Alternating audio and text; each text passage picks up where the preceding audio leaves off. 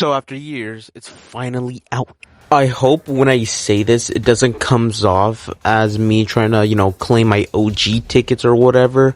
But I was there when the first Piggy book came out, and I definitely was there from when Piggy book 2 came out and ended. And it just feels kind of rewarding seeing him playing this game finally after 5 years, especially when Mini Toons promises this game would actually come out 5 years ago, 2 to 3 months after the demo released. But I'm actually happy he took enough time and changed. I kind of do prefer the old art style of the game, but I would be lying if I said this objectively did not look better. But now I will jump into what this game has to offer us. So it's been already said multiple times that this game does take place 10 years after the events of Book 2. And honestly, that perspective on me is very interesting. Since the secret ending of Book 2 has been implied and pretty much confirmed at this point to be the canon ending of Book 2, this leaves the Cure's fate unknown, or at least for now. What I mean by this is that from the many questions I really hope, and I'm pretty sure they will resolve in Piggy Intercity, one of the questions that I need an answer to is what the heck happened to the Cure. In the secret ending, the military took it. We just don't hear from the Cure again. So obviously they did something to it. So that's when I realized is when freaking Piggy's military and government straight up just never planned to have the Cure worldwide, or heck even cure the world at all. Which also leaves two other questions open. One, where the heck is Mr. P? What happened to him? Last time we heard, and I'm pretty sure it's been implied that he is looking for a cure currently, or I'm not even sure if currently is the right word, since we technically last saw him 10 years ago in the lore. And another question, where the heck does this leave our main characters from Book 2 at? Because if I recall, last year in 2025, I think, Mini Toons released a stripped comic, and it was basically what happened to the characters after the secret ending. And in a nutshell, we were basically locked up in a place, and there's no way out. And yes, I am fully aware that Willow and Tiger, we do know their current status. They are currently still alive, and they will return in Piggy Misfits. I think it's been speculated that Piggy Misfits will take place during region 1 of Piggy Intercity, so there's not much to worry about right there. We just gotta know what their, I don't know what fates are at the end of Piggy Misfits, if they even have any. But when I mean main characters, I'm obviously referring to Georgie, the police officer, and pretty much everybody that was left in that bunker. I've seen theories and speculations that people like Zizzy's sisters and Georgie and Mimi are probably currently at the Capitol, but I'm not so sure about that, knowing how that comic ended, and the fact that that player might be just traveling the globe or in Valia trying to look for all the main characters. But I don't feel like we're going to be seeing the officer for a little while, or probably at all in Intercity, but we'll see how that pans out. Going into the actual game, okay, first I'm gonna call the player character Napoleon, just because of the fact that the marketing straight up just has the player character be a pig, and he does look like a Napoleon, so I'm just calling him Napoleon from now on. I adore this cutscene a lot. I really love what they were cooking in the kitchen with this, and I love how they show what Napoleon was doing during the infection, and this, I don't know why Piggy has this thing of making the song so emotional and sad, because listening and watching this whole cutscene go out nearly made me cry again, because I just love this song and what the message is. It's just seeing Napoleon grow up throughout the infection. It's just a chef's kiss. When did I grow up? And when did childhood end?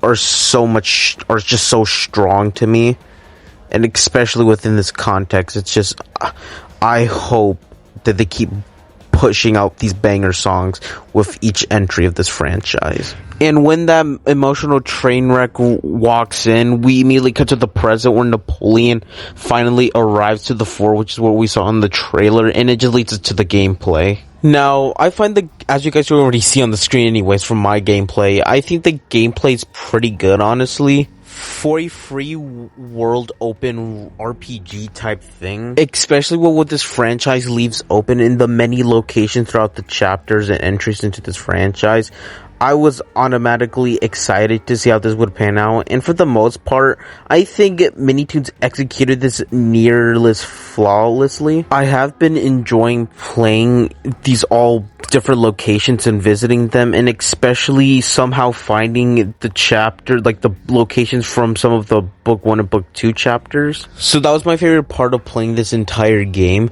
The next section I kind of do want to get into is the survival type things, your weapons, your foods, your waters. That is kind of, obviously what comes with this type of game, so I don't really have that much to say about that, besides, finding, very good weapons to defend yourself, and especially, ammo for those, guns and stuff is extremely hard to find, especially ones that'll fit. For the entirety of my gameplay so far, from, the 6 hours I have played of this game, I found nothing but, heavy or medium-sized ammo. But my pistol doesn't take that, so I can't use it. Another aspect of gameplay they added is the introduction of new infecteds. Usually in the game we have normal infected. Obviously you've seen that throughout the whole series so far. But in this entry they introduced something called tanked infected and the fast infected. I'll put up a picture of both on screen, but they are very unique, and I really want to see the lore reasons behind some characters getting these transformations. I'm already assuming that the tanked infected just were exposed to so much toxin or just so much infection that just got buff over time. And I do gotta say, the health for the tanked infected is really high. They do 20% or 30% more of the damage that fast or normal infected do. And it's kind of frustrating seeing how these guys do so much damage. But yes, you literally need a freaking, pistol, some sort of long-ranged weapon, because trust me, weapons like shovels or axes will not do anything against them. Knives and stuff will do something against them, but then they'll punch you right back and you'll be at half your health. Also, before I forget, no, I don't have any opinions on the build-based type thing. I'm not really a big fan of building type games. I don't think I can name a single example of a game that I do like that has building in it. But if you like it, that's cool. I honestly haven't built base yet, but it's good for finding players. Now I want to talk about the story and some things I really have to say about, and what I really do want to see with the story progressing on.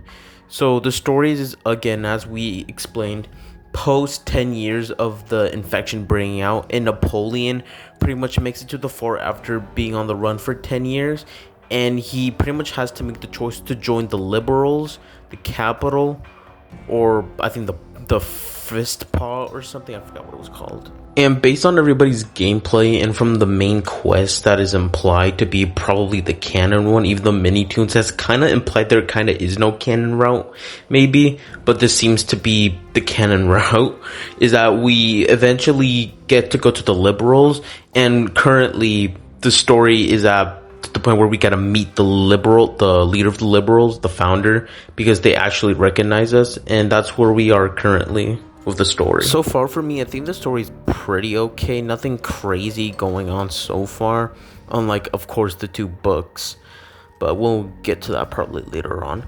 But the main thing I do want to talk about now is the story elements. What I mean by this specifically is that this is a story-driven game. Freaking obviously. But there's choices here that you can make that will pretty much set you on a different branch. And you pretty much get a reputation from every resident in this world with what choice you make. And I'm sorry, but whoever chose the freaking bandit route for the freaking defending the motel type thing, I hope you're in jail. And if I'm being honest, for some reason, there's just kind of, this element isn't used too much in this game. When I first saw that this element was going to be within the gameplay, I thought, wow, I should have so much interesting dialogue, and I should be on this game for at least a few months before the next update. And unfortunately, no, it's not kind of like that. There are obviously the big main events, a built-in scripted point will obviously have choices for you, and if you choose the wrong one, you will have a terrible reputation. But when I went to other NPC side quests, the quests that aren't really necessary or canon to the story, I don't want to say canon, but important to the story, most of them end in just a goodbye or just a negative thing to say. Like most of the time, if I already ran out like the dialogue or something, or straight up it'll just be like the first options that appear, it'll be one, like it'll just be something disrespectful, like shut up or you're just ugly, something like that.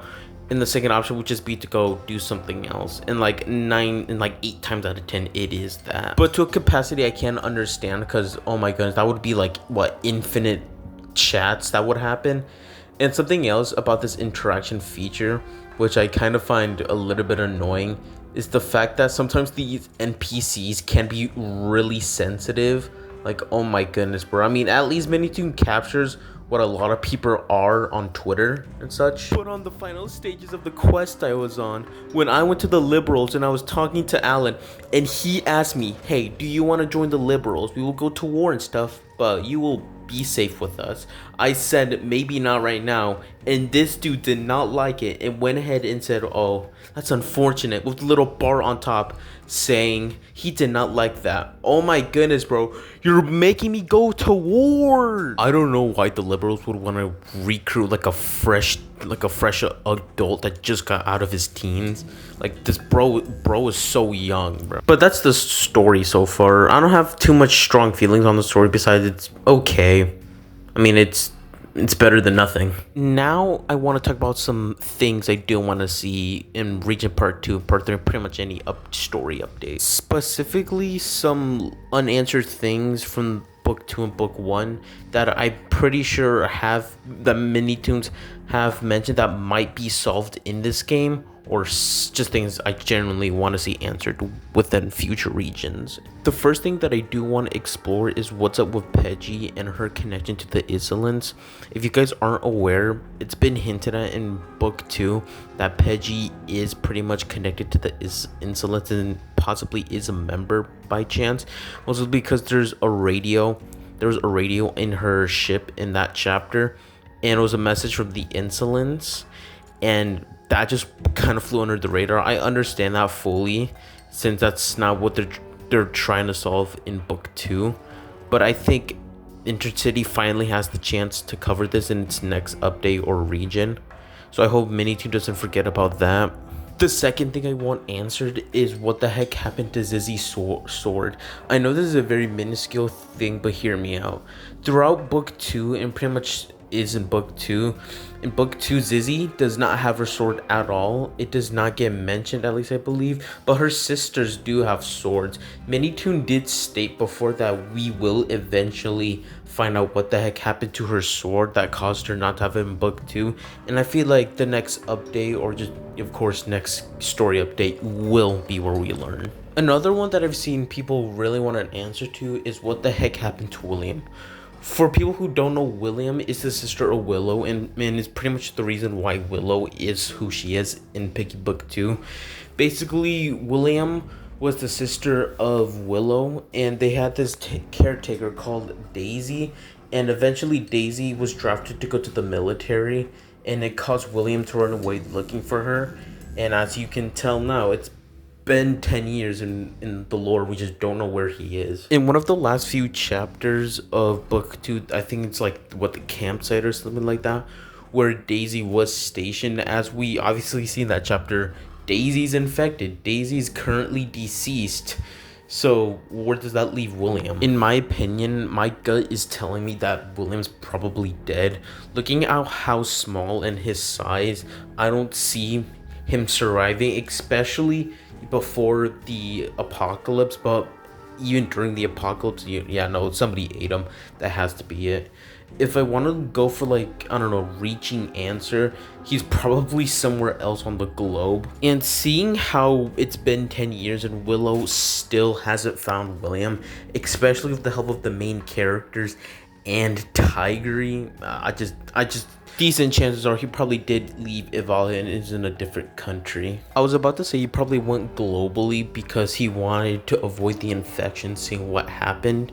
But I just did some more research, and there seems like the proof in Piggy, what we got so far, doesn't seem to suggest that the infection went beyond Ivalia. It seems to be contained within only the Ivalia place. So it looks like everywhere else is safe. Last thing I do want to mention for this mystery section is, will we learn what the note in the mall chapter said or like meant? Because specifically there's this hidden note in the mall chapter of book 1 that says don't trust the SI, and it's pretty much written to be cut off. It's been 6 years since this note was seen, and we still have no idea what it means. I've seen it's been speculated by big YouTubers that it possibly means don't trust the signal, but at the same time, what signal? We're in Piggy Intercity right now, Region 1, and there's no mention of a signal. And I think, and I've seen a lot of people also say it's probably meant to say don't trust the Silver Paw, but knowing the Silver Paw's reputation so far, it doesn't look like they have any malicious intentions. And well, that's it. That's my current thoughts on the Piggy Intercity game. I'm very grateful that this game finally has came out after 5 years, and especially with the glow up, since back when it was in its demo phase, it did look drastically different. And I am aware that a new update just released today, so yeah. But what do you guys think about this game? Do you guys think it's good so far or bad so far? Tell me what you guys think in the comments.